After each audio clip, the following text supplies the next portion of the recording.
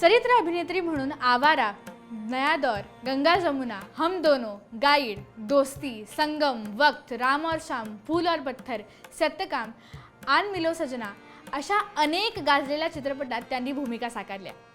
लीला चिटणीस यांनी आपल्या 5 दशकांच्या कारकिर्दीत जवळपास 100 पेक्षा जास्त चित्रपटांमध्ये अभिनय केला।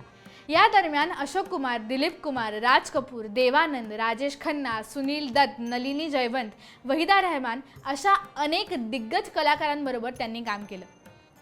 चल चल रे नौजवान, मैं तो दिल्ली से दुल्हन लाया रे, ना जाने किधर आज मेरी नाव चली, चना जोर गरम बाबू अशी लीला चिटणीस यांच्यावर चित्रित झालेली अनेक गाणी आजही रसिक श्रोत्यांच्या पसंतीस आहेत। त्यांनी फक्त अभिनयापुरतं मर्यादित न राहता 40च्या दशकात 2 चित्रपटांची निर्मिती सुद्धा केली। निर्मात्या म्हणून लीलाजी फार यशस्वी झाल्या नाहीत, पण 40च्या दशकात एका महिलेने हे धाडस दाखवणं हे सुद्धा खूप मोठं होतं।